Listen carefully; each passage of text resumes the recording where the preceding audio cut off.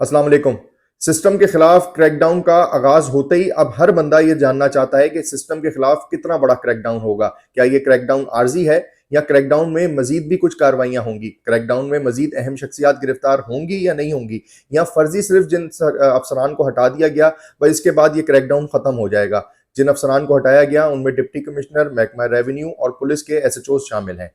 लेकिन असल सवाल यह है कि सिस्टम से ऐसी गलतियां क्या हुई कि सिस्टम के खिलाफ क्रैकडाउन करना पड़ा। ये सिस्टम सिंध में चल रहा था, सिंध की ब्यूरोक्रेसी में चल रहा था, और सिंध में तमाम सिस्टम से मुतालिक लोग जो है अफसरान पोस्टिंग्स ले रहे थे। जराए ये बताते हैं कि चंद रोज पहले सिस्टम की सबसे पहली गलती ये हुई कि उन्होंने एक पीपल्स पार्टी की इंतहाई ताकतवर रहनुमा और इंतहाई अहम रहनुमा खातून की ज़मीन पर, जो कि बताया जा रहा है कि भादराबाद के इलाके में है और उसकी मालियत तकरीबन अरबों रुपए में है, उसके जाली कागजात बना दिए। जब उन खातून रहनुमा को ये पता चला कि हमारी ही ज़मीन के ऊपर सिस्टम के लोगों ने जाली कागजात बना के दे दिए, तो उन्होंने इंटरनली अहकामात दिए और उसके ऊपर क्रैकडाउन का सिलसिला शुरू हुआ। उसमें मुख्तलिफ इदारों के लोग शामिल हुए और दिन रात लगाकर क्रैकडाउन किया गया और उन लोगों का पता लगाया गया जिन्होंने जाली कागजात बना के दिए थे। फिर एक पुलिस की तरफ से मुकदमा दर्ज कराया गया, गिरफ्तारियां हुई, और वो तमाम लोग इस पूरे अरसे में, जब उनको पता चला कि इसमें तो इंतहाई अहम शख्सियत शामिल है, उनकी ज़मीन के हमने कागजात बना दिए, वो फरार हो गए।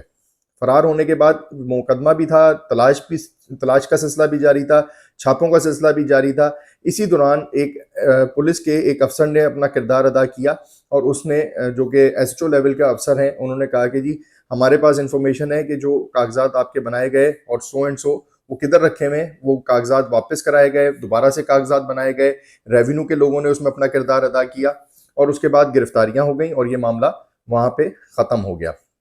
लेकिन इस पूरी केस में गुज़श्ता कई माह तक सिटी कोर्ट के आते में एक बिल्डिंग है जिसमें पूरे कराची का रेवेन्यू का रिकॉर्ड रखा जाता है, मैनुअल रिकॉर्ड। वो तमाम के तमाम लोग फरार हो गए। वो दफ्तर कई दिनों तक, कई रोज तक बंद रहा और अब जाके वो दफ्तर दोबारा से खुला है जब वो खातून रहनुमा की ज़मीन का मामला हल हुआ है।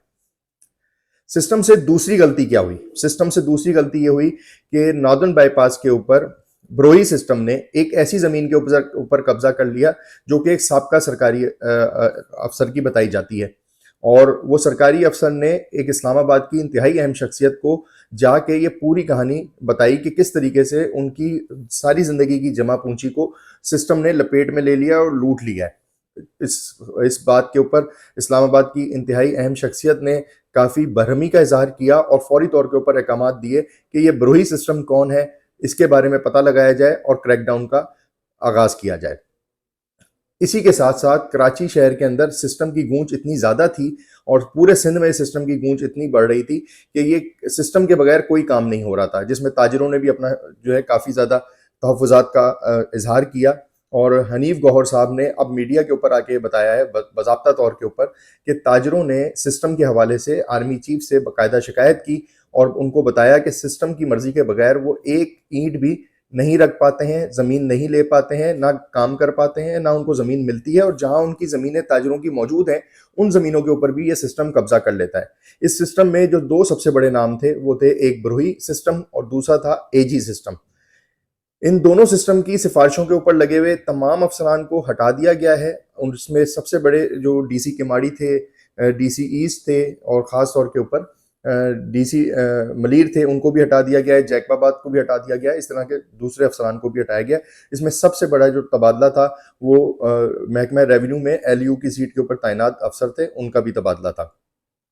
अब उसमें जो दो SHOs ऐसे थे जो सबसे ज़्यादा इस सिस्टम को सपोर्ट कर रहे थे और ज़मीनों के ऊपर कब्जा कराने में मुलव्वस पाए जा रहे थे, जो ज़राए हमें बताते हैं, उनमें SHO मंगो पीर थे, गुलाम हुसैन कुराई, और दूसरा SHO मोचको बशीर वद्दो साहब। उन दोनों को हटा दिया गया।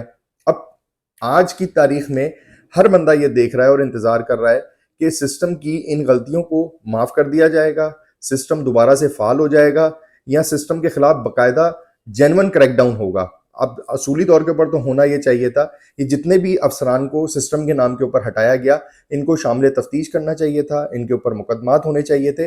लेकिन अभी तक ऐसा लग रहा है कि एक फर्जी सा क्रैकडाउन है और कुछ दिनों के अंदर ये मामला ठीक हो जाएंगे।